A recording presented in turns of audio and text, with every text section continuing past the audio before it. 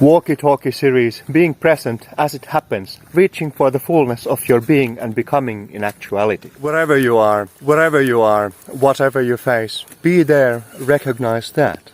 What need is there for awareness to be anywhere else but here? Yes, we take glances into the future, we recollect from the past, but all of it had its roots in the present of what is. If you hallucinate to make your existence more bearable or meaningful, know that it is a short-lived fix, symptomatic relief, and in time you will always have to return to the true medicine of actuality itself. Then step into the moment, ascend to the present before you. There is no other that holds meaning, substance, significance, truth, actuality, as it is. There you have the greatest holy work, the mystic accomplishment, allowing what is to be exactly as it is. Simple, but ever so complicated. Be here now. Be here now, right? Like a bunch of hippies in a pile, making love and going with the flow.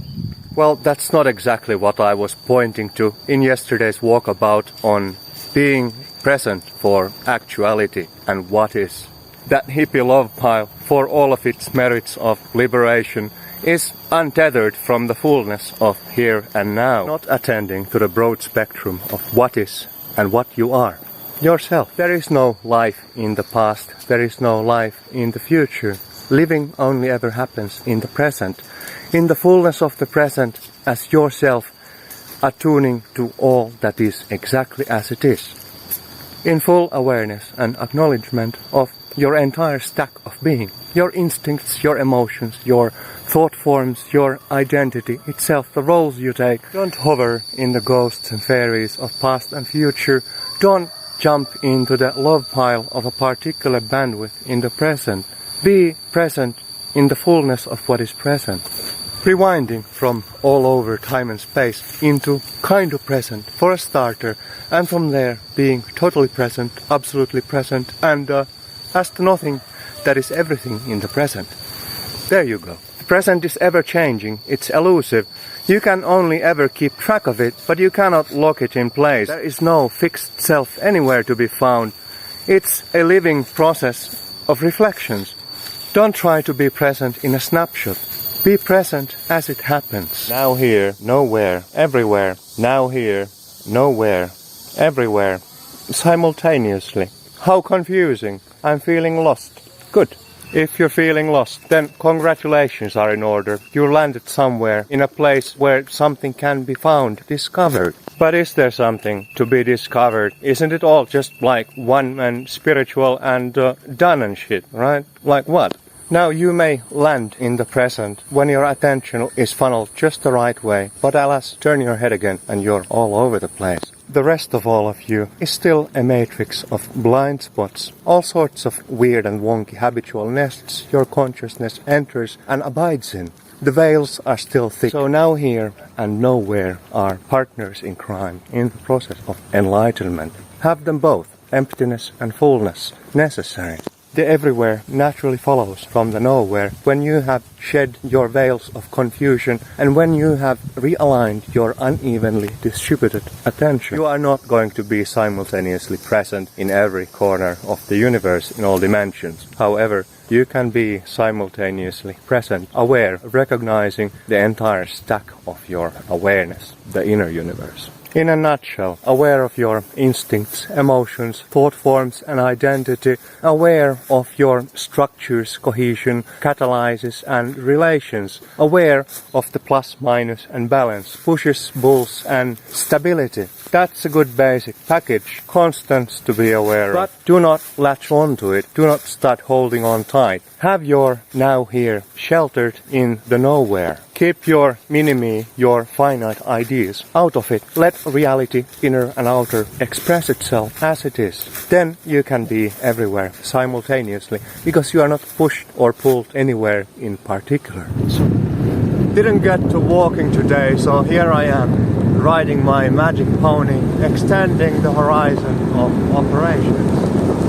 Explore the fullness of your horizon. Expand your horizons. Step out of that claustrophobic little box it does no good for you. It shrinks you smaller and smaller into a minuscule shadow version of what you could be if you were simply present here and now in the fullness of what is. Bound in the prison of your own constructs, rusty old shackles of your own design, the habits that keep you constrained and conditioned. Break free. All things come a full circle and you will meet your fulfillment if only you step outside of that little finite box of what you think should be, must be, and how you are in it. All stuck. Don't be buried in your own stuck-ups. Break free. Shed the shell. Break from the cocoon. Be reborn in the fullness of what you are. Become all that you could ever be. Spread your wings. Fly like an eagle. Explore the expanse. Be here now. Aiming nowhere. Being everywhere. Right now. Come mist, come fog, come whatever thunderstorms. On we go. And one day, somewhere out there, you will meet yourself again. In here. Be a deep-rooted banyan tree. Journey across the universe. Fluttering gracefully like a spiritual butterfly. Ever present, here and now, with no worries in the world. The worries have been gracefully bypassed. But lo, times they change. Fates are spinning their tails. Season for the steel winds. The three-eyed raven will come and rip your wings right off.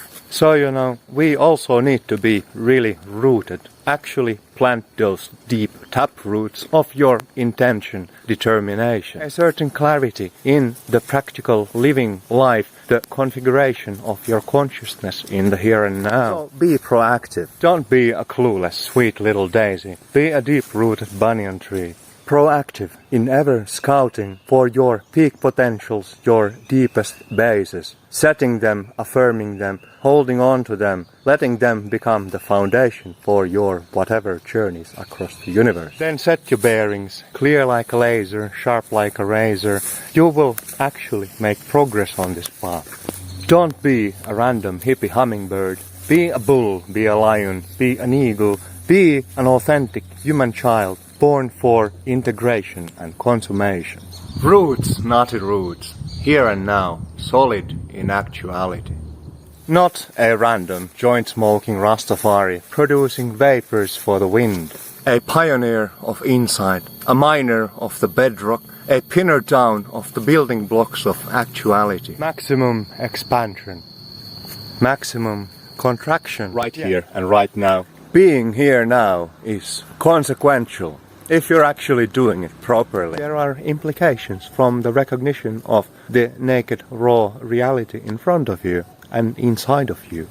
It's transformative, engulfing you like flames in a forge. The clarity and radiance of right here and right now, at its full spectrum, forces you to confront all that you are. See your blind spots, see all that you've denied. Face it, deal with it. You cannot just rewind into your little bliss point and stay there forever. You have to come back to the living world of interaction, transformation, works to be done, life to be lived. Do not hijack the present in a very finite edition in order to escape from your reality. All of it is present, all of it is here and now. It's not just the slice of it that makes you happy and feeling at ease. It will pop. The life will shred you apart. So, let's get to work right here and right now with all you've got, full capacity, into the absolute of all that is present. The present is your work site. The present is your field of operations. Do not avoid it. Enter it fully. Don't be a half-baked bliss bubble spiritualist. Be real.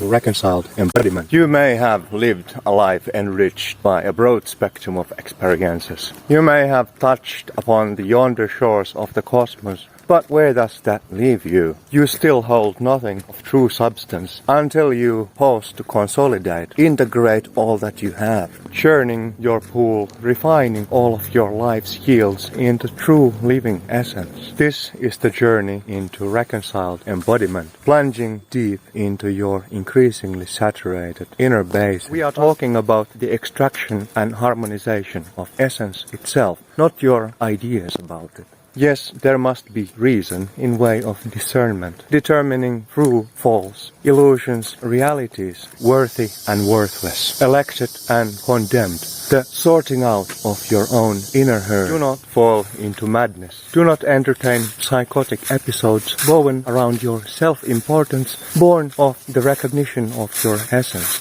You are just as every one of us, simply in a particular phase of your cognitive process. Do not be mesmerized by your contents.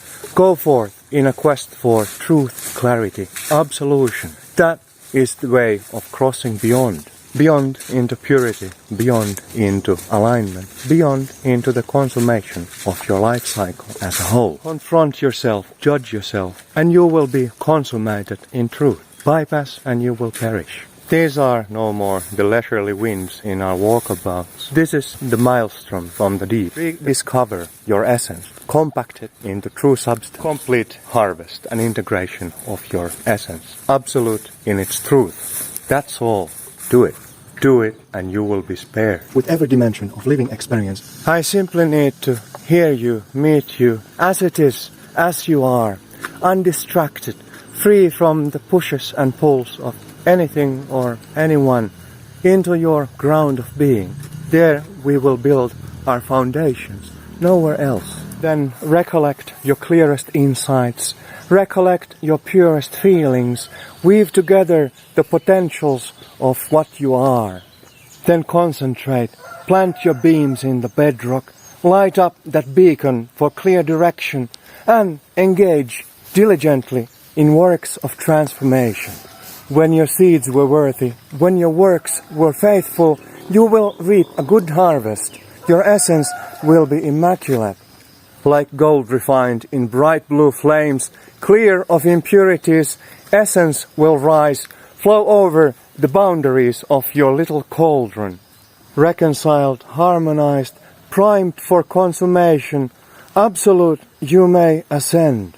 The halo of your complete presence in the here and now, the palace of the fabric of actuality, neatly tired in orders of emanation. There, my friend, you have the first milestone into entering here and now, being present. As in, actually, right here and right now, with every dimension of living experience compiled and enacted in the present, in full aligned embodiment. What say we take a trip there one of these days? With this we reach the end of a certain journey, having touched the 7 stations of being and becoming, brought together, consolidated, aligned in the 8. Here we are. We take these journeys all the time, unaware. Why not identify the stations, the prime aspects of your awareness, the major situations in your lives, then embark on a pilgrimage in awareness.